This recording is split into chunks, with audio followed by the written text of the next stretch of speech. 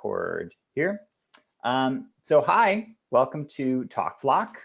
This is our living room salon without the living room. I'm Jerry. And I'm Anna. Tonight, we're going to hear two brief, but I'm sure brilliant talks from our guests, Robert Gipe and Ashley Hunt. After which we'll open up for a general discussion. Tonight's host and curator is Rachel Herzing, who many of you heard give a talk on the need for political education last year. We'll hand it over to Rachel in just a minute, but first a couple of Zoom things. I'm supposed to share my slides, which I have ready. Okay. Technology. There we go.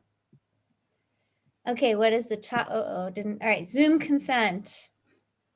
Please keep yourself muted. Video is up to you. Move around as you need. We're recording tonight. Reach out to me or Anna if that poses a problem for you, but also you can keep your video off and you won't show up unless you're talking.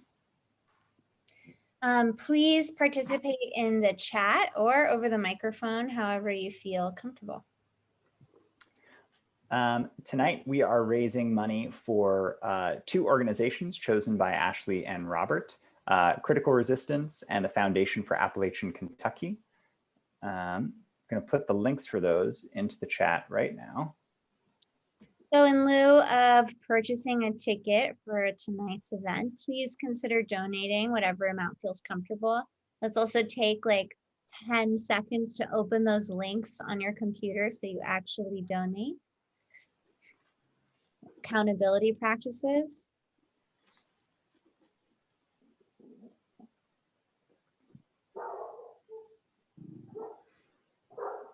All right.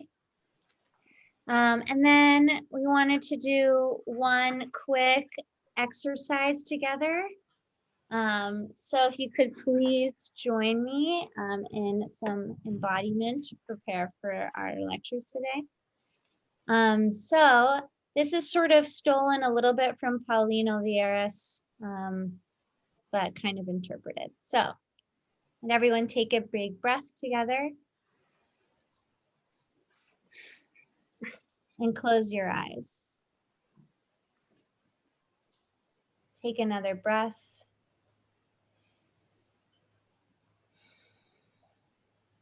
What are the farthest sounds you can hear? The farthest in the distance.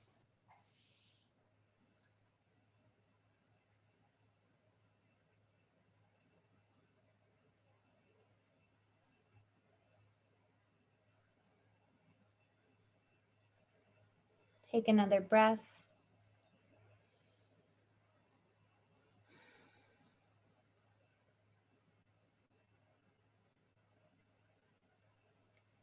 What are the closest sounds you can hear?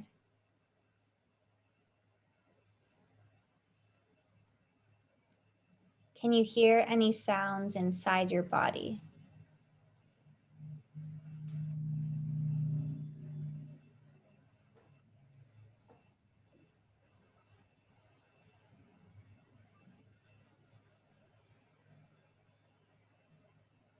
Let's take another breath together.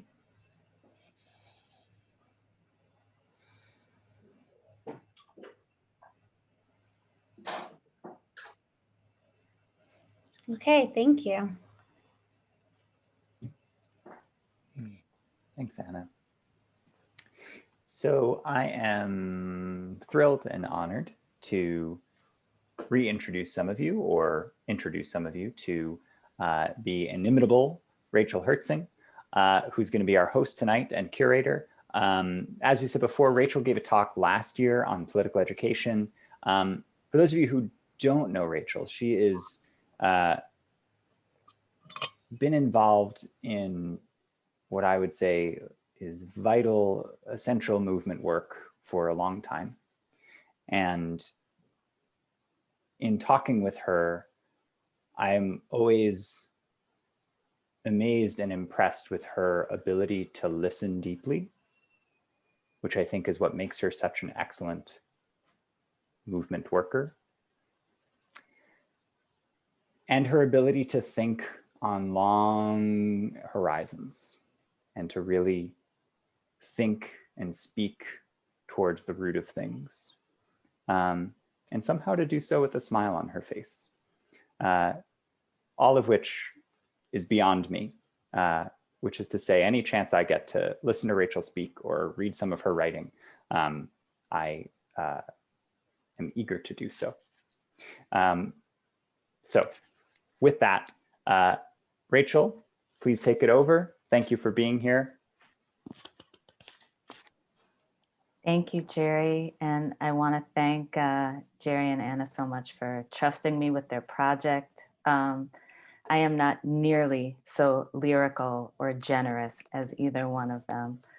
So I hope I don't blow it, but I think I won't blow it because I brought two really amazing people with me tonight. So they're gonna carry me up where I fall down. For those of you who, I'm trying to improve my disability justice practice. So for those of you who cannot see me, I am a light-skinned Black woman. I am wearing dark green glasses, pretty heavy dark green glasses, and a black and white track jacket.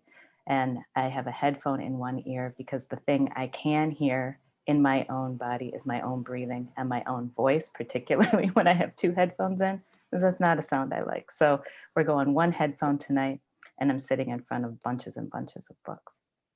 I want to also acknowledge that I am coming to you tonight from Ohlone territory, unceded Ohlone territory in what is called Oakland, California. And I want to pay respects to the elders past and present and those who are still coming forward in the fight for Indigenous sovereignty everywhere. If you would take a moment to, in the chat, let us know whose land you're on tonight. I would appreciate that. If you are somebody who does not know where you are, oh, there's the link, and it's like 5 steps ahead of me. If you don't know where you are, check out that map. But I really do encourage everybody to just stick in, where are you calling in from tonight? Whose land are you on?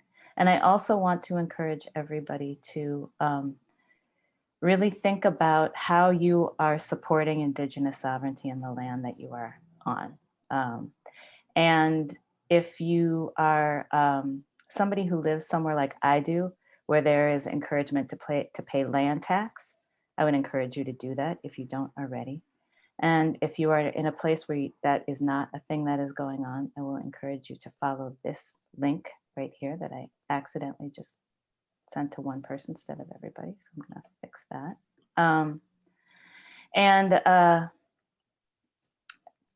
Follow kind of what's happening with the land back movement. There is a fight that's going on right now to oppose the Dakota Access and Line 3 pipelines. Dakota Access is meant to have stopped, but that's been kind of, the progress is starting to ramp up again on trying to move that forward. And so the link that I just dropped is a document of some assets that you can use to try to support the opposition to those fights that's being led by Indigenous people.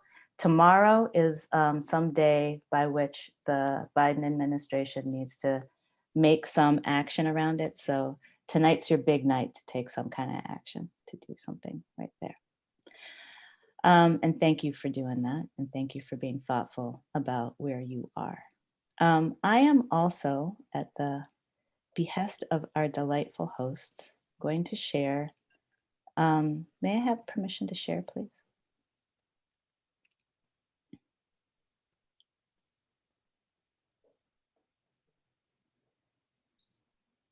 Okay, I am going to share some community guidelines that we will use for this evening's antics. And these are the Rachel Herzing remix. So Anna and Jerry, I think, say these slightly differently than me. So no disrespect. And if I miss anything, my apologies. We encourage people to take space, but also make space.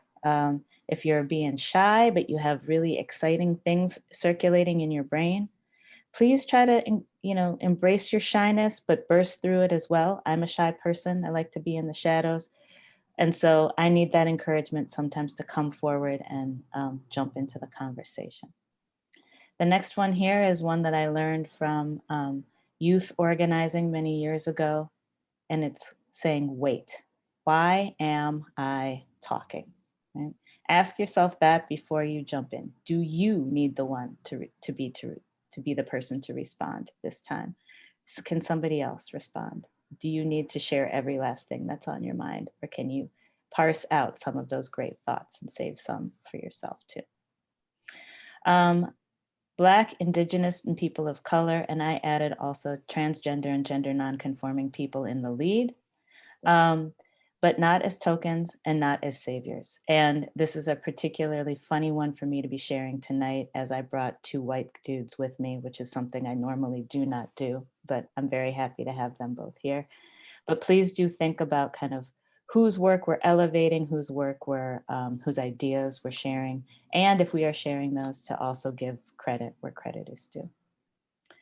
Start from a place of curiosity, which I take to mean, don't simply react if you hear something that you don't like. You don't have to kind of monkey pile on, dog pile on. You can think about that for a moment. Really start from a place of curiosity. Where is that person coming from? What are they trying to get to? It doesn't mean you have to agree with them. And it doesn't mean ultimately you aren't going to want to dogpile in the end. But starting from a place of curiosity might take you somewhere different than simply reacting. And disagreement, I think, can be really generative. I'm not exactly sure how controversial our 2 guests plan to be tonight, so that might not be an issue. But if you find that you are in disagreement, that's a-okay, just fine. And try to make your disagreement as generative and as generous as possible. Similarly, embrace complexity. Sometimes our ideas have lots of intervalent things that are really complicated, really complex. That's a good thing, I think. It makes us try harder. It makes our work more rigorous. It makes our thinking more sharpened to be able to really embrace complexity, hold multiple things at a time. So we encourage you to do that. We make the road by traveling. Some poet whose name I never remember said we make the road by walking. Again, I'm trying to fix myself a little bit here. So we really want to do this in the spirit of being a work in progress. And we want to think about these as starting places rather than as ending places necessarily, and then co-create our conversation. So the way that I say this one normally, if I'm in person, facilitate lots of things in person, is don't save it for the bar, right? So don't save it for after everything is over and then be like, you know what they really should have done is X and Y and Z, right? If you believe X and Y and Z need to happen, encourage you to introduce X and Y and Z into the conversation. That doesn't mean you're going to get your way necessarily, but it does mean that you will be participating in creating the container for the conversation that suits you best. Okay. Jerry and Anna, was that all right? Did I do okay there? Okay, great. I'm going to stop sharing. And I am going to introduce our speakers, and I cannot be more excited to have these people with us tonight. Ashley Hunt and Robert Gipe are here with us tonight to share their many pearls of wisdom and just to be generally great human beings with us. So I'm really excited that they're here. I'm going to introduce both of them. Ashley's going to speak first, then we'll follow that up with Robert. They're each going to speak, I don't know, between 10, 15, 20 minutes. And then Robert will speak, and then I might ask them a couple questions just to kind of get us rolling, and then we'll open things up to everybody to get into it. So you have plenty of time to get yourself cranked up to take space if you need to do that. So this is your fair warning on that. So Ashley Hunt, I met on a subway platform in Brooklyn, and I was introduced by somebody that I discussed last time I was here to Ashley. And Ashley and I were neighbors for some time, and we would meet every once in a while for Thai food, or we would run into each other at the grocery store in the coffee aisle.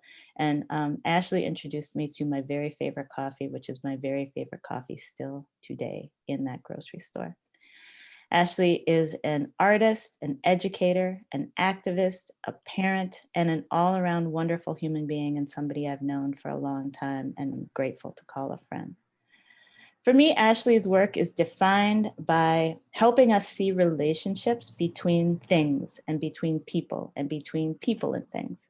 And I know him in part because he also spends a lot of time thinking about prisons, which I think we'll hear a little bit about tonight.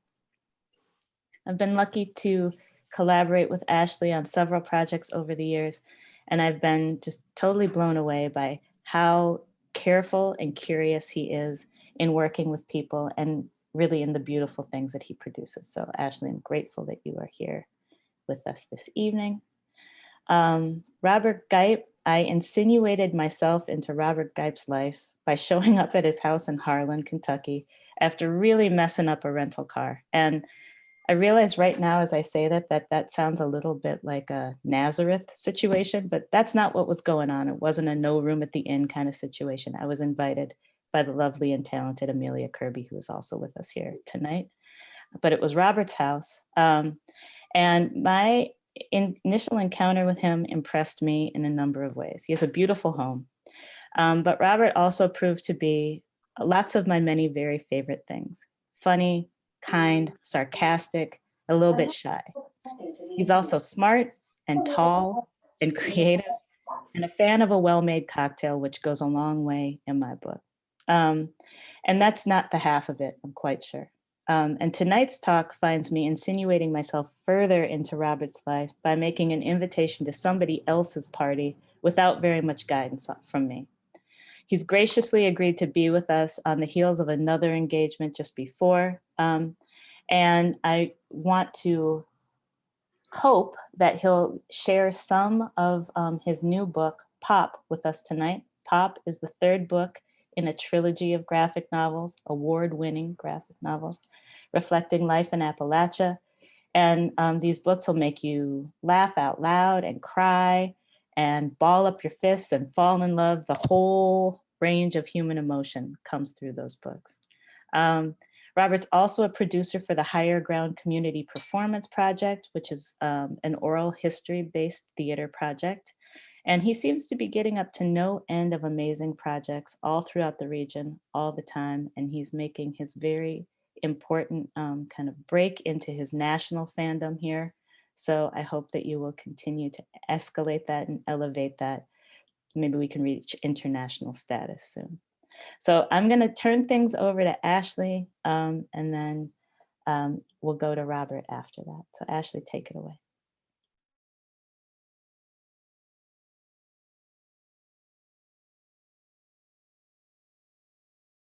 Ashley, you're muted.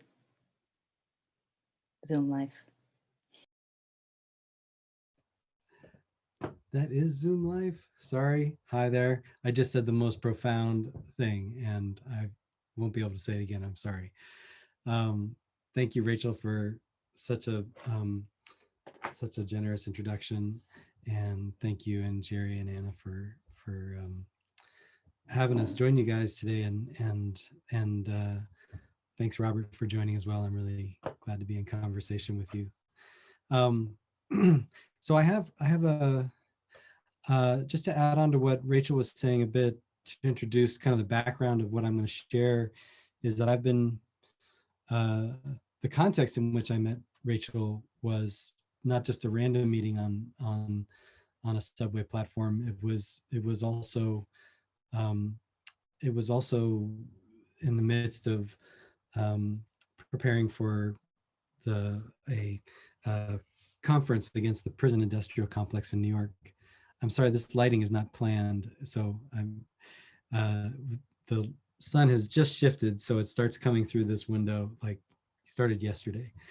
And so that work around the prison industrial complex in the US and what today gets called mass incarceration, and also the movement against those things that is aligned with the historical movement for abolition in the United States and elsewhere, is the larger frame in which a lot of those projects that Rachel mentioned we've talked about. And that's also what is really kind of has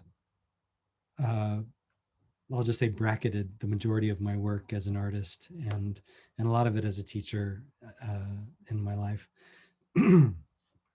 So so where I'm going to start is following that, and just in terms of what Rachel was saying in terms of honoring people who um, who uh, who this who whose ideas we're using and so forth. I think that uh, I don't have a single person to say it, but I feel like in a way that even though I have my own kind of things in my own life that bring me to the things that make me want to work around prison industrial complex and abolition today, it's not because it's a system that has primarily affected me personally, and so I approach this work as an ally, and constantly making sure I try to ask myself what that means and how I approach that. And of course, the ideas through which I engage that and the knowledge that allows me to do that comes from many different people, and largely from thinkers and scholars and activists, and that come from communities of color, and those are the leaders of the thought that allows me to do the work that I do. So what I've put together is a slideshow of a few things that I'm not totally sure how they're going to all fit together. I've tried to keep it loose on purpose in a way so that there would be some accident for us to deal with, and hopefully it's some coherent. But it's coherent, but it's work that I've been doing over the last few years that kind of is on the tail end of the most recent end of work that I've been doing around the prison system.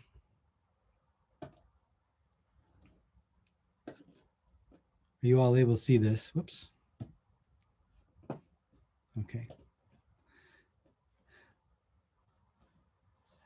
So so I'm going to start with an ending, and by an ending I mean that this image is an ending. I see it as an ending, a kind of coda to this project I've been working on for a number of years, almost 10 years, called Degrees of Visibility, which has been a study of kind of photographic and statistical and storytelling study of what we might call the landscapes of incarceration, or the carceral landscapes of the United States and its spaces. And I'll arrive at some of the images that in a bit that are at the core of the work. But basically what that work is it's made up of about 260 landscape images that study the land around within which prisons, jails, and detention centers sit throughout all 50 US states and colonies or territories. And it's not so much looking at what prisons look like as much as looking at their relationship to the space that they sit within, and also considering how they are concealed within the world around us. So this piece is what I think of as kind of the coda of this piece, or it's kind of like the escape hatch. When you work on a project for so many years, you start to wonder if you're ever going to be able to find a way out of it. And this was kind of the escape hatch that has really led to some of the thinking that I'll share with you guys today. So every image within Degrees of Visibility that's an image of a space in which a prison, jail, or detention center sit is titled according to the number of people who are imprisoned in that landscape. And when I was first showing the project, it was in Atlanta, and somebody asked me if I had visited the old Atlanta prison farm. And so the day after the opening of that show, I thought I would go and see it and bring my camera, and didn't really know what I would do with the camera. But when I got there, I really wanted to engage the space through my looking and through the camera. And as I was trying to think whether or not this piece would become a part of Degrees of Visibility, the problem for me in doing that was that the sort of titling system for degrees of visibility, which is always the number of people who are based on the number of people who are imprisoned in that space. Maybe it didn't really apply here. I wasn't sure how it would apply since this kind of ruin of an old prison farm was empty and was not full. And as I started to photograph it some more, I started to realize that it was not empty at all. In fact, it was completely filled, and filled with new life that was not authorized or seeded or organized by a carceral regime or a carceral logic. In fact, it was a perfectly fugitive life that was kind of bursting forth with new possibility. And I thought of this as not being like about abolition or something, but as but maybe as one way of approaching something that seems so impossible, like abolition in our daily lives. And so it felt really important to find a way to include it. So I sent some pictures from that shoot to a friend of mine who's a botanist and an artist named Jenny Kendler, and asked her if she could identify any of the plants in the frame, and she wrote me back, "Oh yes, of course." And she wrote me what has then become the title of this image. Ornamental Callery pear, Japanese honeysuckle, willow oaks, indistinct pine species, mimosas, tree of heaven, native white oak, red buds, Chinese privet, Virginia creeper, peach tree, mountain ash, and rowan berry.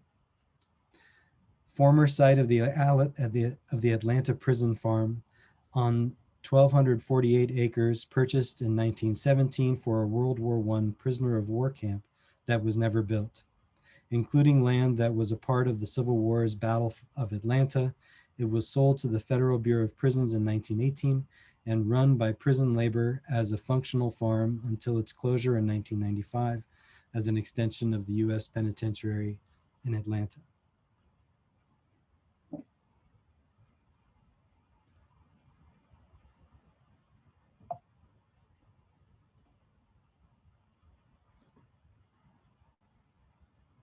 Ruins of a great house. A green lawn, broken by low walls of stone, dipped to the rivulet and pacing. I thought next of men like Hawkins, Walter Raleigh, Drake, ancestral murderers and poets, more perplexed in memory now by every ulcerous crime. The world's green age then was a rotting lime whose stench became the charnel galleon's text. The rot remains with us, the men are gone. But as dead ash is lifted in a wind that fans the blackening ember of the mind, my eyes are burned from the ashen prose of dawn. Derek Walcott.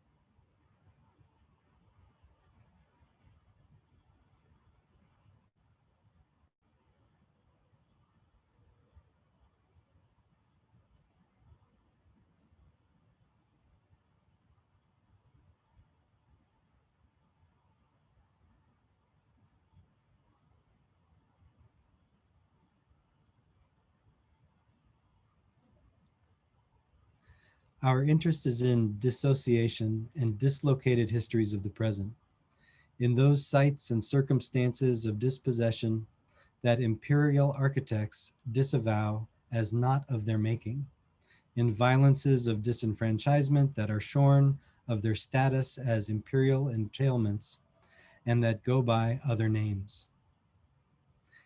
And Laura Stoller, Imperial Debris, Reflections on Ruins and Ruination.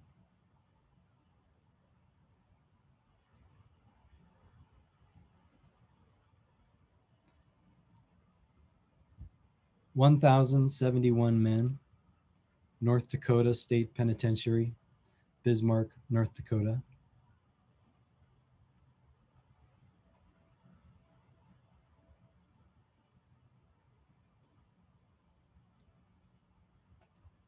2,550 men, Federal Correctional Institute, Oakdale, Louisiana.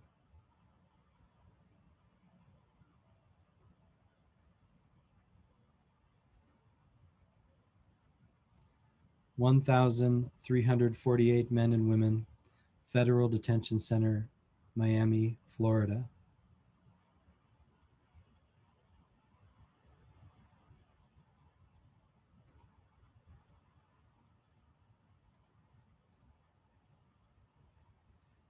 3,029 women and 3,433 men, Valley State Prison and Central California Women's Facility, Chowchilla, California, the latter of which holds the California's death row for women.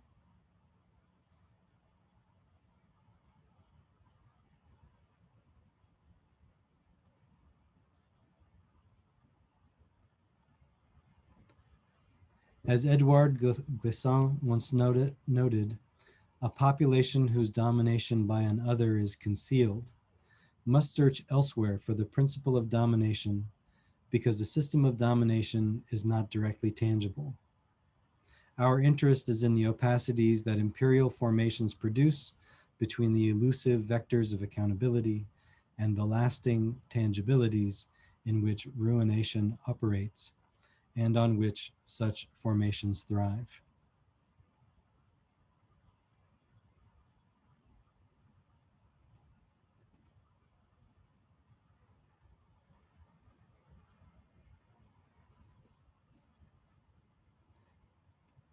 This is an image of a turret or garita in San Juan, Puerto Rico, at the part of the Castillo San Felipe del Morro fortress at the entry of its port.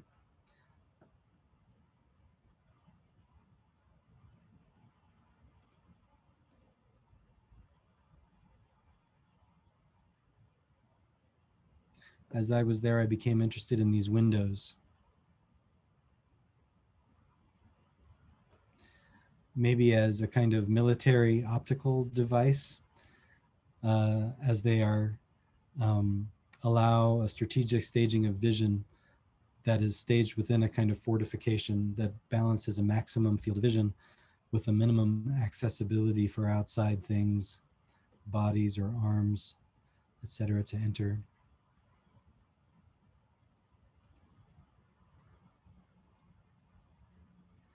A 20-minute drive from San Felipe del Morro, one looks to the left-hand side of the highway and sees the U.S. federal prison at Guaynabo, its walls scarred by these same windows as at El Morro, but instead of the windows structured to keep things out, they keep things in.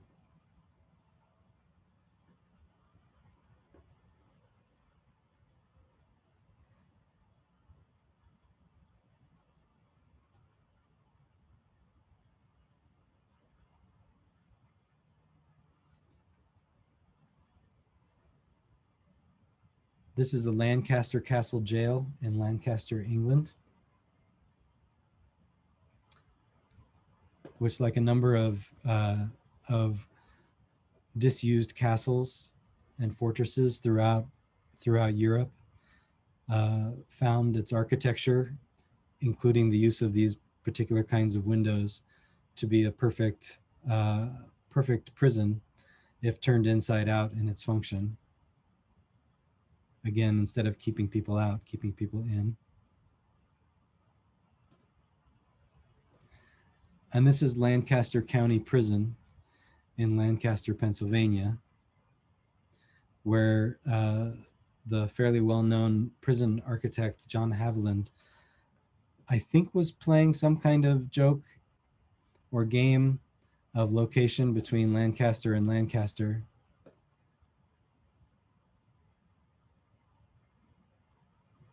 What we see here is the original facade of the kind of neo-Gothic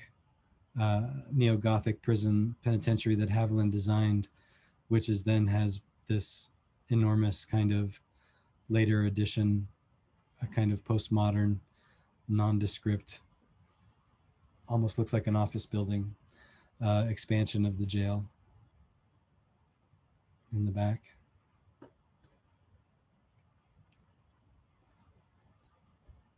Not the remains of the Romans, not that kind of ruins, where the soul of the multitudes has only time to waste away, engraving their farewell in the rock, but the water-marked ruins of all times, the ruins steeped in the blood of our veins, the ruins we carry in secret, without ever finding the place or the time suitable for seeing them, the inestimable ruins of the present.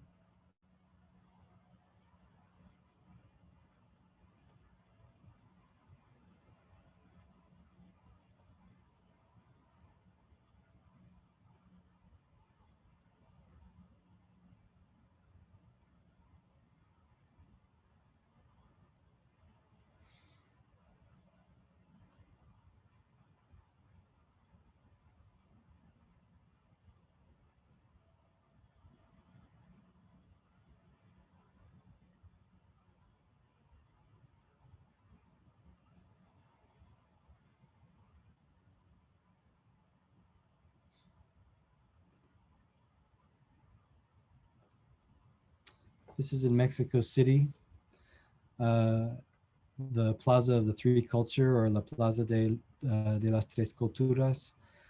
The square contains the archaeological ruins of the Aztec city-state of Tlatelolco, upon which was built the Colegio de Santa Cruz on the left here, which was the first European school of higher learning built in the Americas in 1536 by Spanish colonialists, and then a modern housing complex built in 1964. It's honored strategically by the state of Mexico as an example of the cultural layers that compose a three-part Mexican national identity. And it was also the site of the student massacre during the student uprisings of 1968.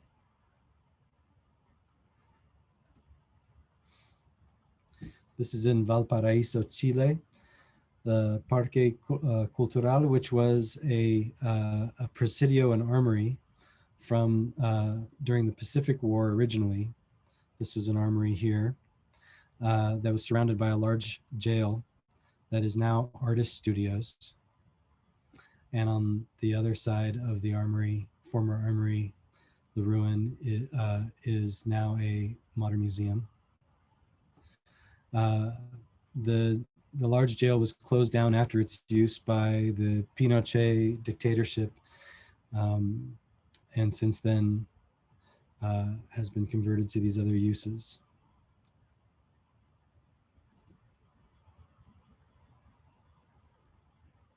This is in Mobile, Alabama, and across this historical marker, marking this historical slave market in Mobile, is the current offices of Homeland Security and Immigration and Customs Enforcement, or ICE.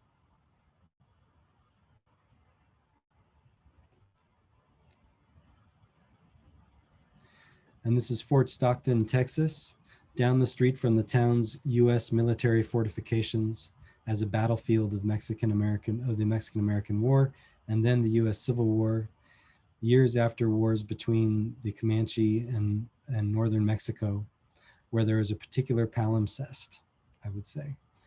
The historical old Pecos County Jail in the middle, which is here in the middle,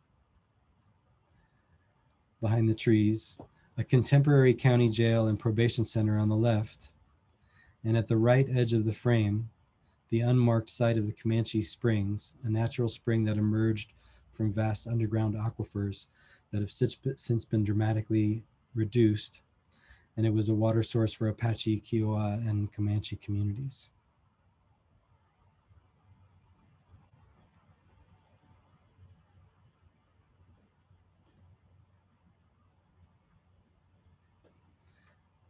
And this is a quote that some of you may know from the writer Walter Benjamin. A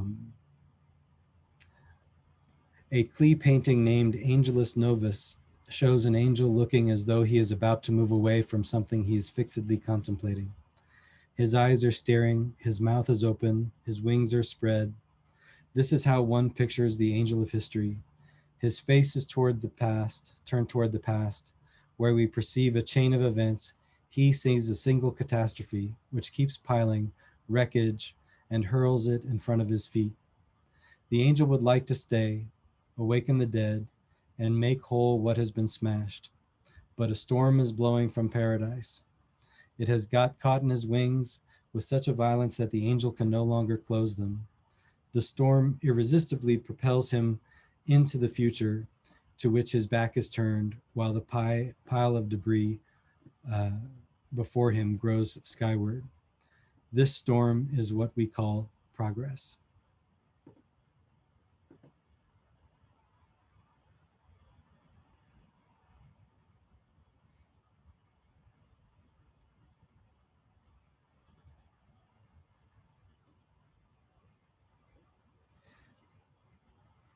Randall's Island Tree, New York, New York, Rikers Island. Hunts Point Tree, the Bronx, Rikers Island.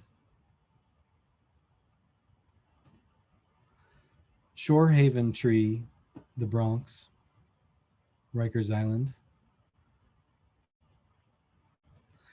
College Point Trees, Queens, Rikers Island.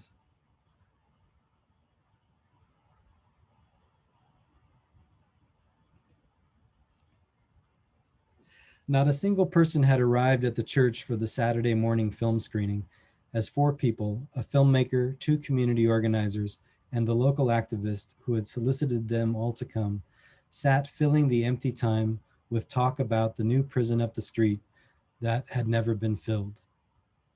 An empty shell of a new modern prison, which a controversy had so far kept it from being filled with anyone. It was decided by the 4 that leaving it empty would never prevent it from being filled with bodies, so it would have to be filled with something else. But what? To what else was this building fit for doing? The hopelessness of this task, in which ordinary people can wither at the foot of such a monumental structure so seemingly out of all of our control, finally gave way when they imagined it filled with water as a giant community aquarium. As a late morning sun broke through the clouds and shone through the leaved branches of a large oak tree above them.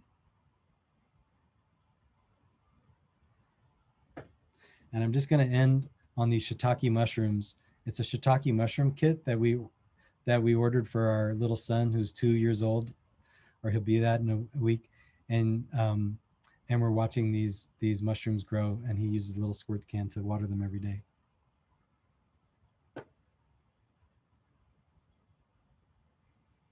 Thank you, Ashley. It was amazing. Thank you so much for that. Robert, you ready to roll? I am. Are you ready for me to roll? Ashley, that's amazing work, and thank you for it, and thank Rachel and everybody else who put me in a place to see it. I live in Eastern Kentucky.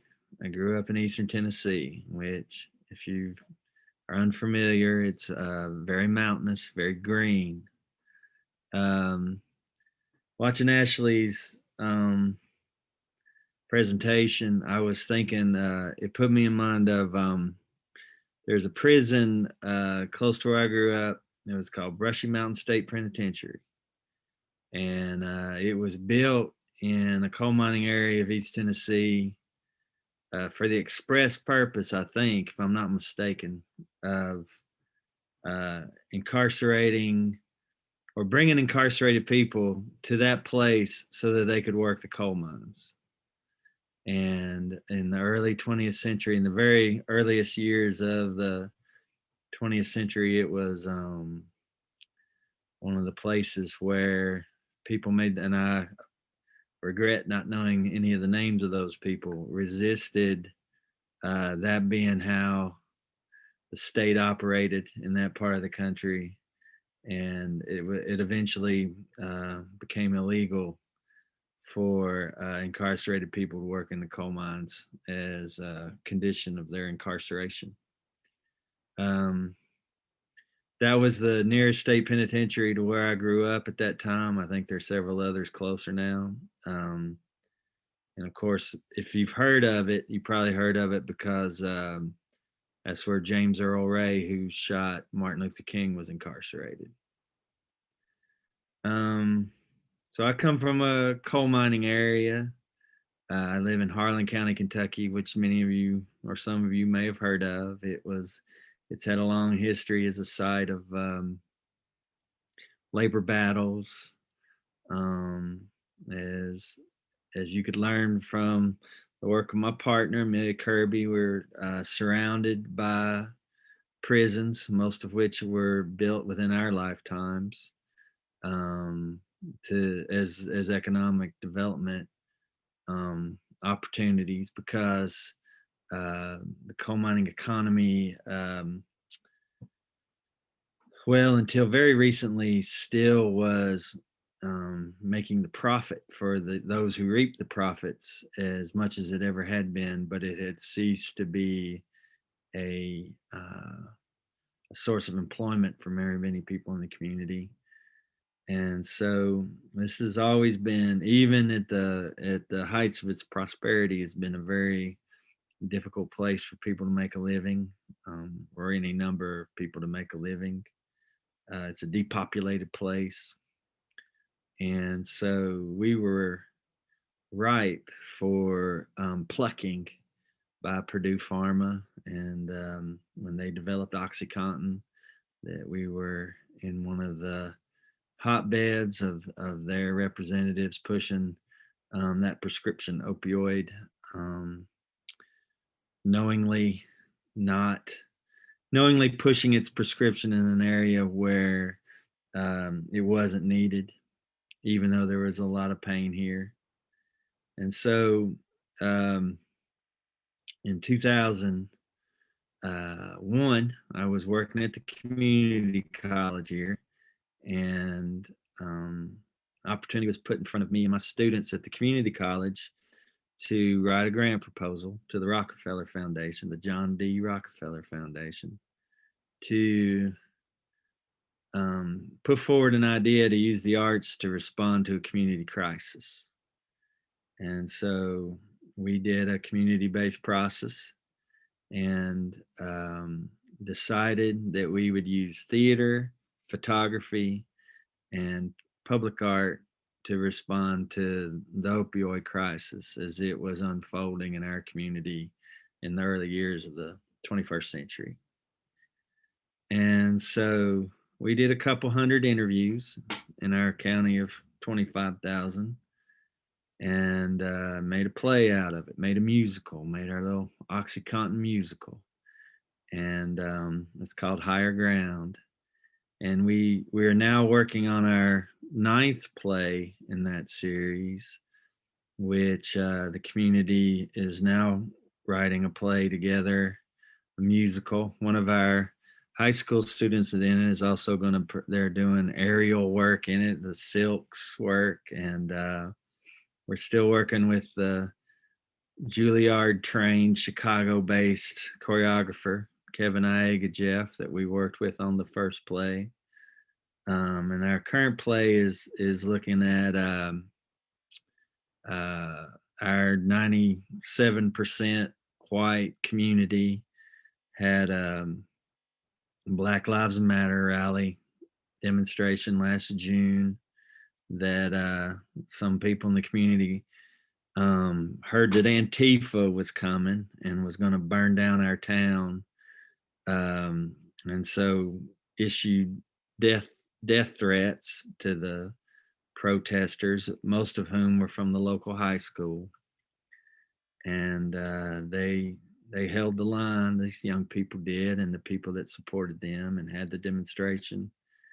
And it the demonstration took place by the Huddle House, which was right next to the flood wall, which obscured the view of what used to be the most vibrant African American community in, or one of the most in our county. In the heyday of the mining industry, when its employment was at its peak, I think that Harlan County is 15 to 20% of its population was African American. And we had multiple African American communities at both ends of the county, all over the county. And but the community of Georgetown, which was behind the flood wall, was erased. It was targeted for development, and so the city and some local entrepreneurs or business people started starving people out. City services kind of diminished, that basically they were trying to make it an unlivable place. And then when the 1977 flood wiped it out, it was never rebuilt. And so our current play is looking at the erasure of that community. COVID deniers in our community, there was a lot of that, and kind of the fallout from support Donald Trump enjoyed in our community. So more cheery reports from the front line of contemporary America. But I did want to tell, so as a way of kind of, I was going to tell you a couple stories about our theater work. In the first play, we had initially had one story that was centered on the African American community. And it was about a woman that, because all our plays grow out of the stories we collected. And at that time, we were working with a professional playwright who had done this kind of community-based work. And so our one story that was identifiably African American was the story of a woman who was waiting to be checked out in a store, and people kept jumping in front of her in line, and basically she was rendered invisible. She took it forever to get waited on, and so the scene was based on this woman's memory of that. And so we had that first play, we had about 85 people in the cast, and they were all community people. None of them were, I think, much interested in being in theater before this play. It was mostly about, this was in 2003, 2004, and we didn't have any drug rehab in our community. We didn't have any organized response to a brand new opioid crisis in our community. And so really a lot of that early participation was just about doing something. But anyway, so a lot of people who were involved with the play at that time said, this doesn't need to be the only African American story of people complaining. There's a lot more to Black life in this community than that. And so I had a student, and he was older and been in the service and come back, African American. And so he said, well, let's go interview my granny. And we were doing an audio recording, and I remember he said, she is taking this very serious. That's her church wig she's got on. And I said, well, we should have done video. But we did this interview, and she told a story of when she was a child, her mother died, and her father went to take work at another coal company, another coal camp, and left her and her brothers to kind of fend for themselves. And so they started running a poker game as children, and coal miners would come and play. And I was doing the interview, and I said, well, what would you do when those guys, didn't they ever kind of try and move in on you, or give you any trouble? And this woman said that She always kept a fire in the grate and a hot poker in the fire. And if anybody tried to give her any trouble, she'd just stab them in the chest with that poker. And she said after she used it a couple times, she didn't have to use it much more after that. And so we made that the same character that was in the store. And our reason for doing that is we felt like for our mostly white audience, if we could present a person as so vivid and so strong that there's no way they could be invisible, that then when that scene hit where this woman is rendered invisible, that people would feel it harder. And then later in that play, we had a woman who was from what's called a good family around here. And that was one of the people in our group said, you know, we can't let people be thinking that only one kind of people falls into the clutches of addiction. And so we got to remind everybody that that drugs don't care about how much money you make. And so anyway, so one of our story gatherers, she was battling with an OxyContin related issue in her own life. And she talked about the first time she went to court on it. And the judge said from the bench, what are you doing here? You're not supposed to be here. You're from a good family.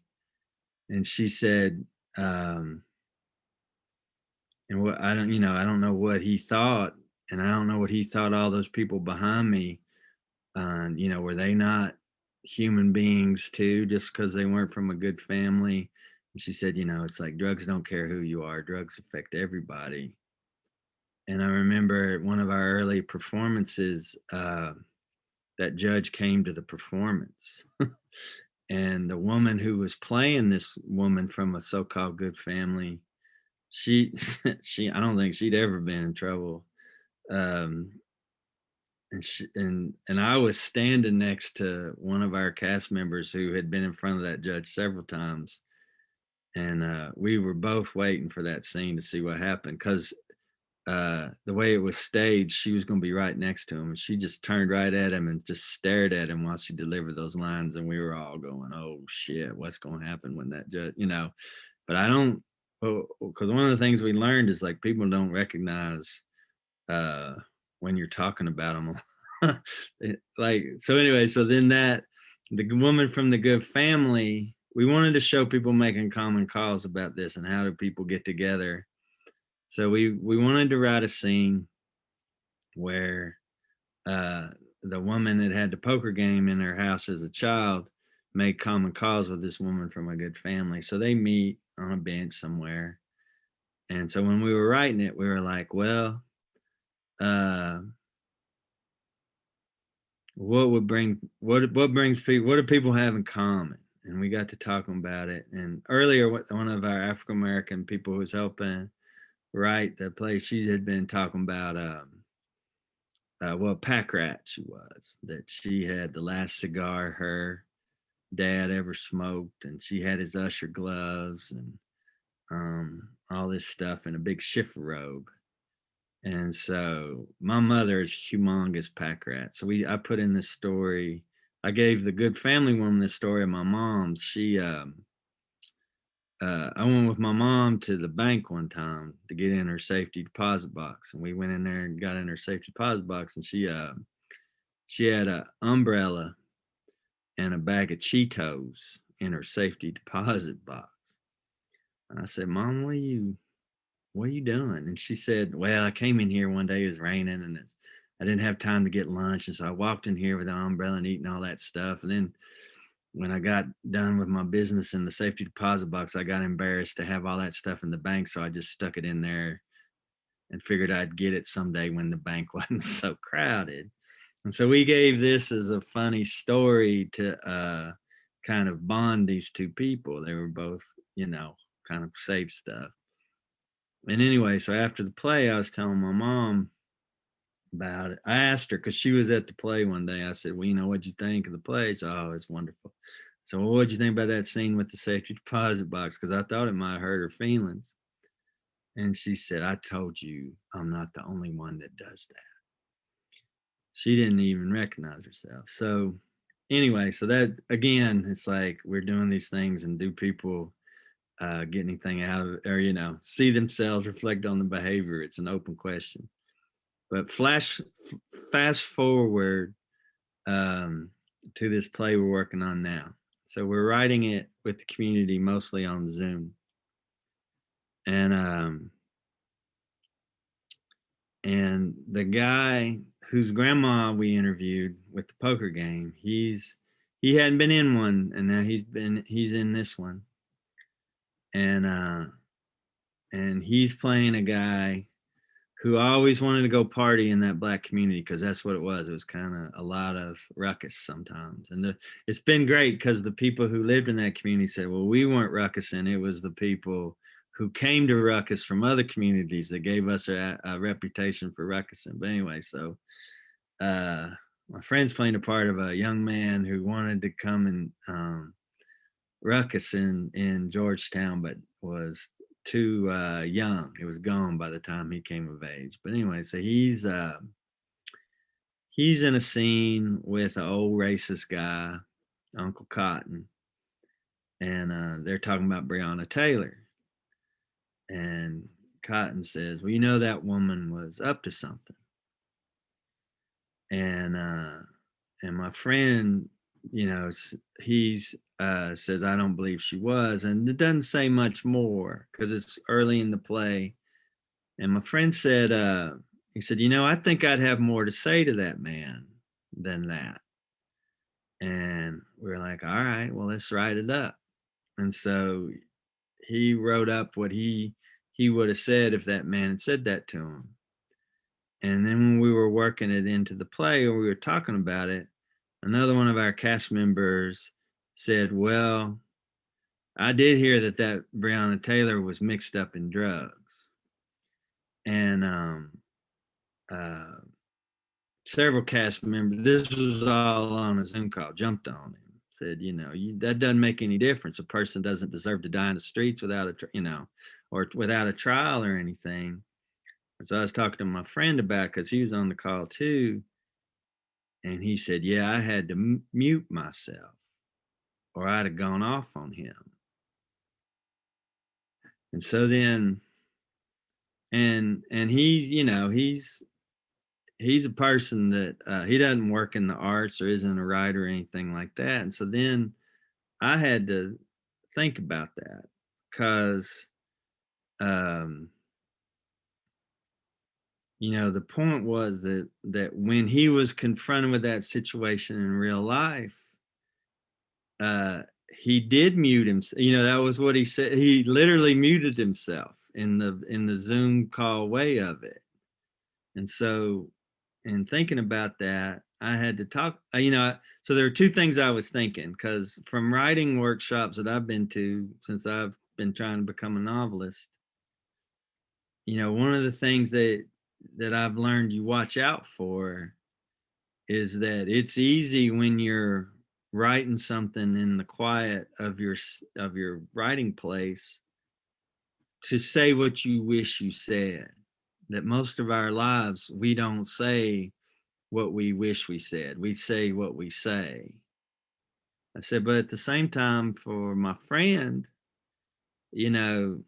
maybe it just made more sense to let him say what he wished he'd said and just let it go. But, should we make the play what, true, or what purpose should this play serve? Just let it go. Let him say what he wished he said in the play. But then I got to thinking about that, and I'm like, why, a big part of our practice is that all people are artists, that all people can, that's part of what we're doing here. It's like we're presenting our community to our community as a way of processing the challenges we face. So I said, well, I'm gonna, and plus he's been my friend all that time, right? He's been my friend since that incident back in 2004 when we were writing the first play. So I said, no, I'm gonna treat him like an artist. I'm gonna treat him like I'd treat anybody that was trying to write a play. And so I said, I brought it up. I said, well, you said you muted yourself. So what do I told him what I just told you, that I was going to let it pass. And I said, well, what do you think we should do? And he said, so what we worked out is that instead of his character saying this back to the other character, like getting in a fight with the character on screen, he mutes himself in the moment, and then he turns to the audience and says to the audience, this is what I wished I said. And then ends that, and in that he brings up Trayvon Martin and other people who've been killed by the police, and says at the end of that monologue to the audience, why do I mute myself? And that, I don't know, for me, that was a crystal clear example of how an artistic process like what we're doing ought to work, because we both were like, that puts it back on the audience. If they'd have just got in a fight, people would have took sides in the fight. But by turning his gaze onto them, now the audience was in his head, and also it was on the audience to decide where they sat in their own head. So I'm real proud of that work. And the plays are pretty good too, but I think that a lot of times the process that we go through in writing them is even better. But so anyway, so then after the first play, I mean, Hey, Robert, I'm yeah. gonna interrupt you a little bit because I want to make sure that you are seeing my warnings about time. So Okay. I'm going to encourage you to put a bow on it, as they say at this point, if you don't mind. The end. Do you want to make your last point here? I'm sorry to cut you off. No, I was going to read from the book. There's no way we can do that. All right. All right. You're just going to have to read the book then, everyone, which I think is a good encouragement to do. I just want to thank you both so much for sharing with us and for sharing such amazing stuff with us. And I think in a very, very obvious way, this is me not being particularly smart, but being completely obvious. This idea of ruination is really like coming up for me. And I think the idea of what's empty and what's full, and it depending a little bit on kind of your position, your positionality, also kind of what you're looking for or listening for, really stands out to me, from what you both have shared today. And, I was thinking in particular in this last anecdote you were given, Robert, about the way that it's not just kind of what emerges visually, but what emerges out of ourselves, what emerges, in between each other as well. And what we expect, right? So one of the things that I was thinking about a lot while the two of you were talking was the idea of made ruination, right? So who makes the ruination? Ruination in the cases of the things that you're talking about doesn't just happen naturally, right? So I mean, Ashley, I guess you showed us some tree logs and that kind of thing that could potentially decompose naturally. I would wager they're probably helped along by acid rain or other kinds of things, logging, other kinds of things. But I think there's also this kind of human constructed ruination that exists in both of your work that I think is really part of what makes it so compelling. And you know, the landscapes that you show, Ashley, and Ashley's work, the kind of showing of the degrees of visibility, if people have a chance. Are you going to be showing it publicly anymore, Ashley? Will anybody be seeing anything publicly anymore? Why do I ask these questions in this period? But people can see it online, correct? Yeah. Yeah.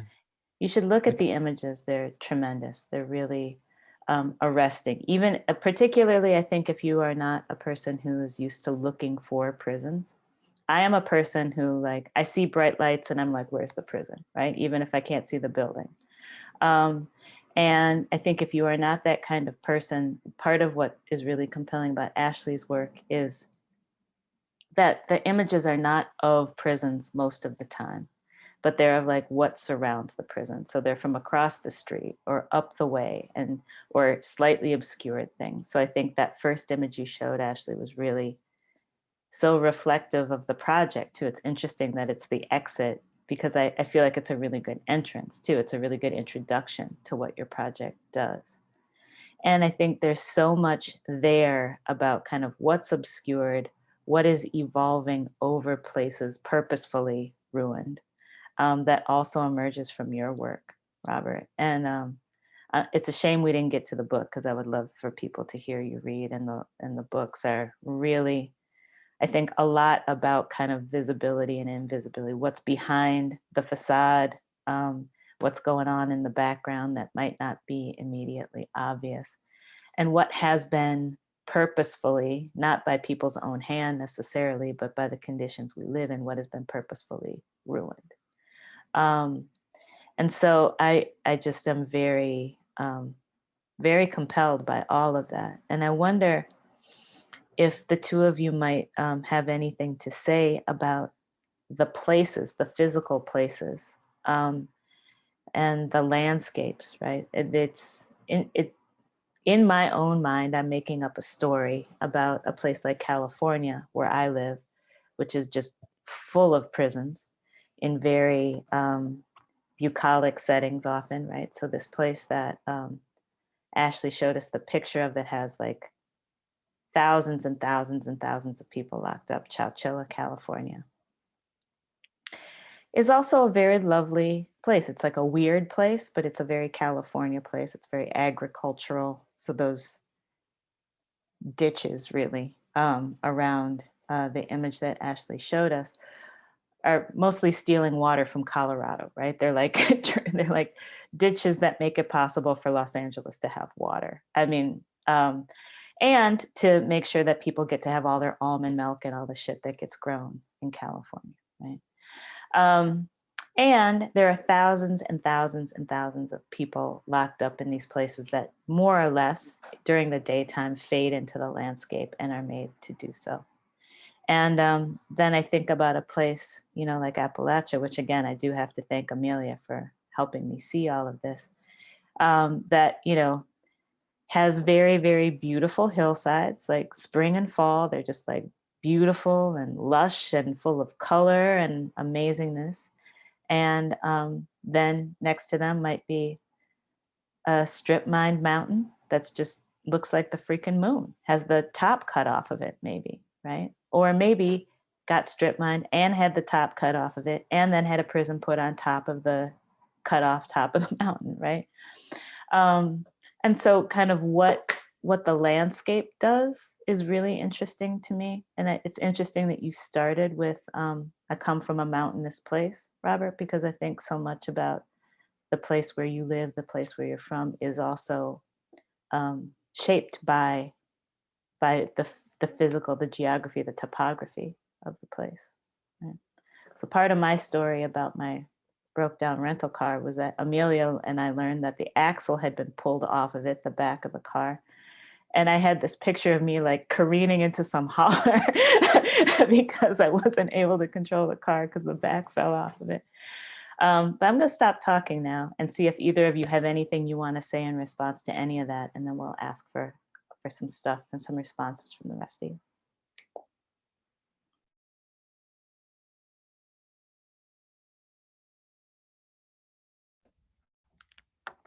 You got anything you want to start with, Robert? Thank you so much for that excellent storytelling. I really appreciated it. No, go ahead. You go ahead. I've got some things, but if you've got some things, well, go ahead. We'll meet in the middle. Yeah. Well, I guess just, there was one of the things that I've been reading about ruins right now, just recently, is thinking about a ruin not as a representation of the past, but a ruin is the present, right? So to think of a prison as not just to think of it like what would its ruin be, but in the future, but to think of it that it is a ruin. It's a ruin of a number of lives. It's a ruin of the economy before. I mean, to think of the, that kind of Appalachian model that you were referring to, Rachel, of a new prison being sited or built on top of a former strip mine area, which I know there was recently, so I heard of a campaign to stop one of those from being built, but to think of all the layers of ruin that are present there, rather than the ruin as something that's going to come later, or something that only refers to an unreachable past. I think there's something in that I find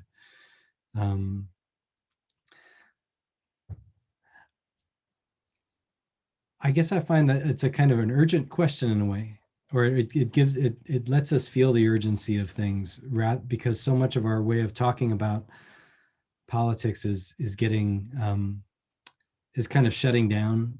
We often get ourselves shut down by other people by things like, well, things have always been a certain way, or there's always been crime, there's always been prisons, there's always been poverty, there's always been racism, there's always been war. You can never change things. So I think trying to get out of that way in which we see something so fixed and unavailable in the past and see how it's active in the present. I guess that's one way. I guess I'm going back to your initial part of that question, Rachel, and thinking about places. And that's what so that's what I'll share first. Yeah. I was thinking, that ruins so often are the result of abandonment. That people, I mean, it's like, I think initially when we think of ruins, we think of something made of stone that's been a ruin for a long time. And I think that, for so many people in this country, we've got ruins of Walmarts, of derelict, just the most shittily constructed buildings are already ruins. And that the nature of the coal industry is, that it was here for barely 100 years before it played out. And it's left all kinds of ruins that and it, people's feelings of abandonment here, that the days of vitality are gone, is just a daily constant of life. And of course the other thing that that leads to, that we could talk about, is that bodies become ruined. That this, where we are, it's easy to understand, that work ruins you. When we've had a mono economy, and it's been coal mining, which is very destructive of bodies, which opened us up for. And then when you've got, we don't even have the ruins of a healthcare system. It's not like it was ever that great, that then you're opened up to real simple solutions that are pharmaceutical based, and that those ruined bodies turned into addicted bodies, which are ruined by that. And that I think that inhabiting a place that's been abandoned in so many ways by industrial capitalism, except when it's there to be exploited by a prison or by a pharmaceutical company or, you know, an extractive industry that, you know, you just on a daily basis see so many people who are in ruins. If you look. I remember, Yeah. Robert, one of the first things oh, I'm sorry, Rachel. No, you go, Ashley. I was just saying, I remember one of the first things you said, Robert, was this kind of interesting, was a little paradoxical in an, I thought, an important way, where you said that when you were talking about the introduction of Oxycontin and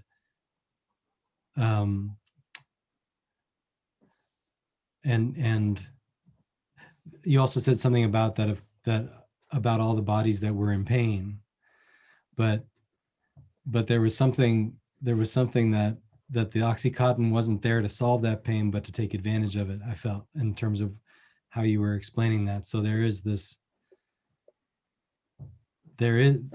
of course, something new builds from a ruin, right? I mean, I don't want to, it's slippery to start talking about people as ruins. I don't, but if we're thinking about, that we're all in different states of ruin at certain points, what are the kinds of solutions or futures that get sown by something like Oxycontin or a prison or even a Walmart versus, other kinds of possibilities, and that just takes me to that play that you guys, I mean, I love the stories that you were telling about not just the outcome of the play, but the process that you all were able to go through together. It was really beautiful to hear.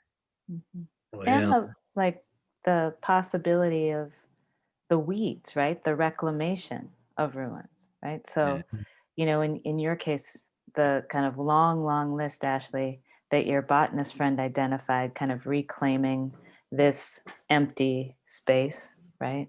Mm-hmm. But I think we do well to remember that we human beings are also weed-like, right? So we don't kind of necessarily just let stuff sit.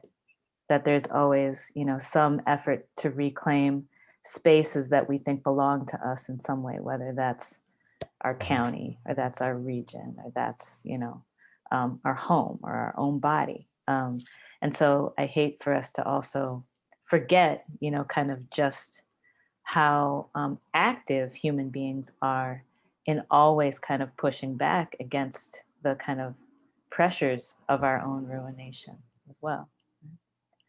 I want to make sure we open up. We're going maybe a little long. I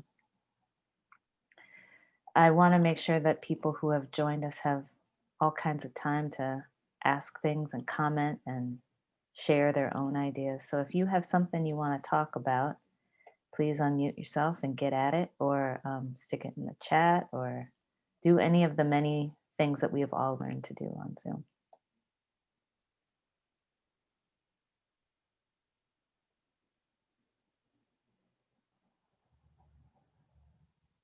Or, I'll just keep at it. So you should jump in.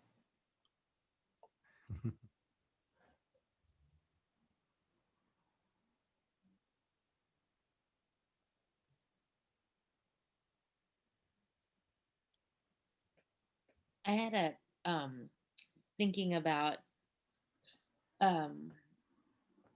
watching Ashley's work, starting from the space of the reclamation by plants, and then working backwards or working through to see these very active spaces of imprisonment.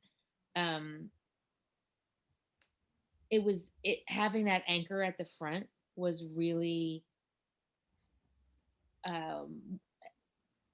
inspiring. And I think, as Rachel said, that placeholder for possible futures. It's like, yeah, right. These are all going to be covered over someday with new growth and whatever that growth looks like. And then even before you had gotten into the rest of the pictures, just your reading of the title, I was already like tearing up and getting a lot of feelings just by the names of the plants, and the language of or the current language of botany, I guess, has a lot of the challenging kind of like native versus invasive, and there's a ton of challenging, problematic stuff attached to that. But thinking about those working in concert with each other to reclaim this space was really lovely. And then, of course, reclamation in Eastern Kentucky and Appalachia, the idea of reclamation is all about reclaiming abandoned strip mines. I mean, that's a very active, there's literally like a federal division devoted to reclamation, right? Like that's a whole thing. And so I just I really appreciated you starting with that particular image and framing it the way you did. Thanks, Amelia.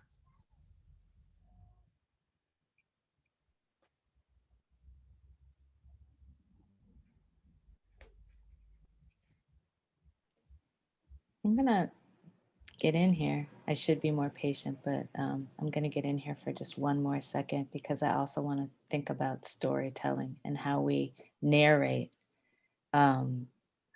these spaces that we're talking about, right? Whether those are things made, ruined, or our own ruination, the active kind of demise that gets put onto us by late stage capitalism or by the criminal punishment system or by patriarchy or whatever the case might be. And there's also this interest that I have in both of your work about how we tell those stories. And I feel like, Robert, you were really taking us through, kind of the craft of making those stories and thinking about them not only as how will they be representationally fit, right, for an audience, but also how are they representationally fit for us as makers, as us as creators, us who have to be in relationship to each other even after this play closes. And actually thinking a bit about kind of what your choices and your titles narrate about these spaces. So what are we trying to, I guess to go back to the thing I was saying earlier, what are we trying to fill these spaces with too? How are we attempting to make meaning of those spaces? And I wonder if either of you have ideas about that. Yeah, I would say that,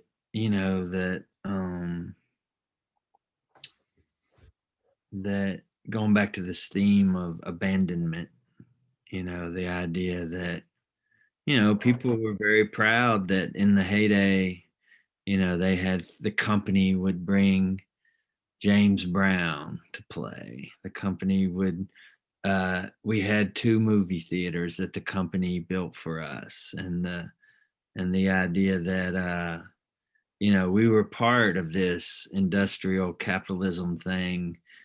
And we had these company towns that did everything for us, that were, provided all these great entertainment, and we had a great store and that was run by the company. And this is really a point of pride but it's not a point of pride to the young people in the community who never, enjoyed any of the upside of that. And I think that, one of the things I was trying to get across about our artistic process here is that, this is something that we've now been doing across generations. Even in 15 years, and that this is something that we own and is organic and regenerative, and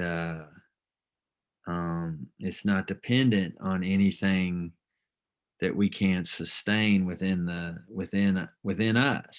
who are going to be here. And I think that's for me, that's an important part of it,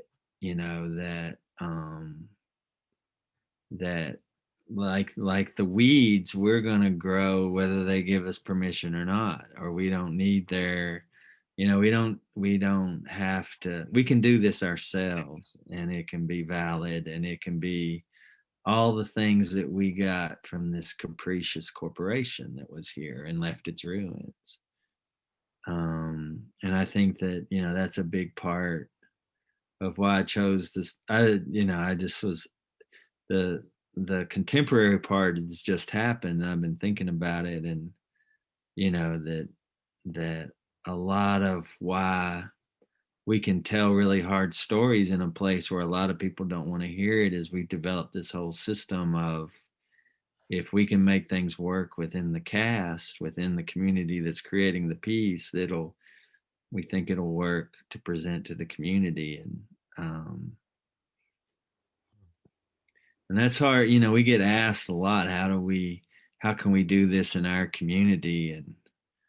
And, you know, I just want to say, well, I'm not the one to, I'm not the one to ask. Y'all go work it out for you know, you got to work it out for yourselves.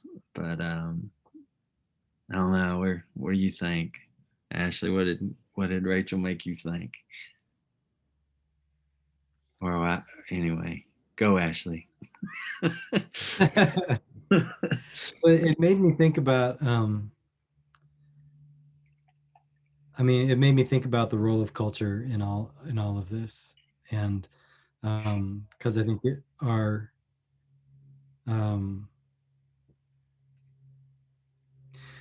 well, and I'll just say that I mean, we all have different ideas of what culture is supposed to do, or what it can do, or we want it to do, which culture we like or see as our own culture, or cultures we like to identify with, maybe even in appropriative ways or something like that. But I think one of the things that maybe one can see in both of our work that we presented tonight is the possibility of that helping us to reorient ourselves towards something.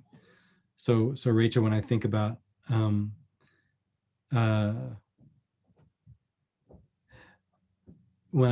the project of Degrees of Visibility overall, there is a sense that you know, what a question for me around what is that experience of having driven to so many prisons over so many years, where you start to have a kind of aesthetic experience of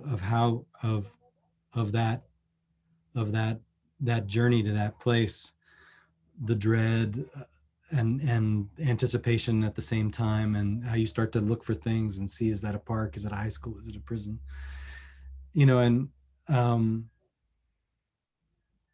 And I think that there is a way in which that project is largely about trying to reorient ourselves to the landscape that is not just carceral where there is a prison, but that the overall society is a carceral landscape. And we can start to identify that by literally recognizing the carceral institutions, but then also how they structure, bleed out into, and so forth. But I also feel like I think what I love so much about the Robert's example of the story of developing the what that character, you know, wanted to say, and then creating this kind of this moment, instead of creating this perfect character that would be the character that we want to be, that we would say the thing we want to say, actually catches all of us in that moment of preparing ourselves to, like, are we able to do that, you know,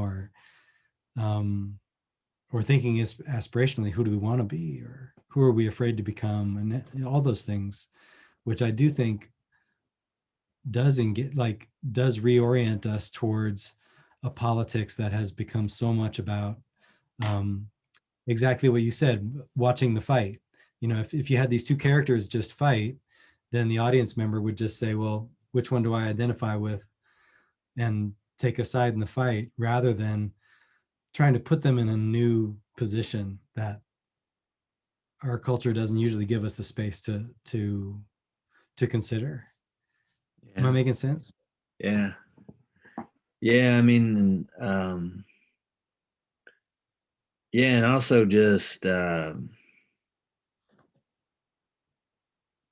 mean, one of the things I like about the way you present the pictures, I mean, part of it is just recognizing how much we don't see, you know, and seeing things in their fullness, you know, but also just the way you layer by giving us that number, of the people who are within the walls that you can barely see. I mean, and one of the things that I think that exhibit would do, because I looked at the pictures of it in situ, put up, and it was even happening during your presentation that, once you start doing the math of the body count within all of those buildings, that has a running impact that, for me at least, that by the fourth or fifth picture, I'm like, shit, this is a lot. It was an interesting sensation as just a viewer of 5 photographs, the way that added up to a lot of people. And I think that, that kind of, that's really analogous to the process that we're trying to do here. It's like, we did the first play, and it was very important to the community. People just kept coming back to see it again and again, bringing their kinfolk home to see it. A lot of people saw it, and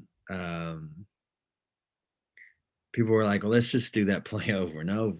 Let's just do it again next year and the year after that. And I'm like, no, we got to keep making new plays. And it's something about it. It's the journey of work after work after work that wears people down, or it or opens them up, or both. You know what I mean? It's like there was a cumulative impact of those images because of the way you titled them that I didn't expect when you were presenting them to me and reading the titles aloud.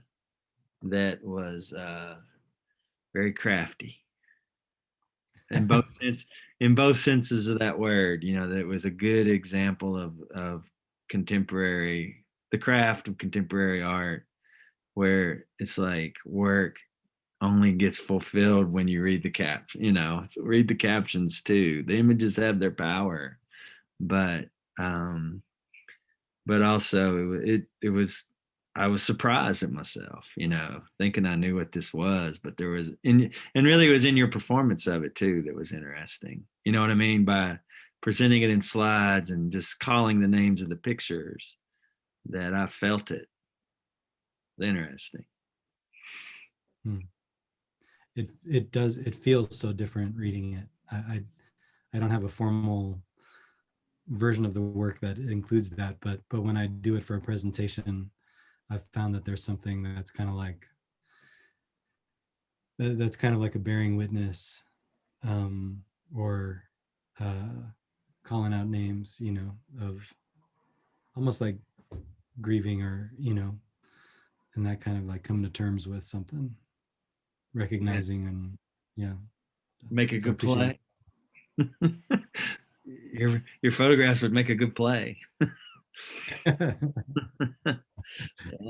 I love the story about your mom and the Safety what should we deposit call it, box. box, the safety deposit box too. I was just thinking about that in relation to shame, and that we think of the safety deposit box as being this kind of reservoir of value and precious things, but it's also to think of it as this place where we hide away something we don't, because my guilty pleasure is flaming hot Cheetos, and I can't let my students see that, or Yeah. Those fingers will give you away though. they do as soon as I get home, because I always get them on the road, and then I get home and it's kind of Yeah. like, oh, you stopped to get gas, didn't you? Yeah. Yeah.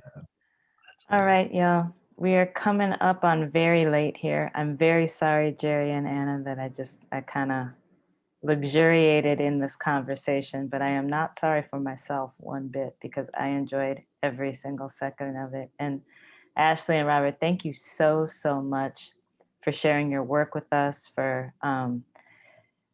performing your work for us, and for being here, for staying up late, for doing back-to-back events, for missing dinner time, all of the things that happened during the time that we were together. And I'm extra grateful that you shared yourselves with us. So thank you very, very much.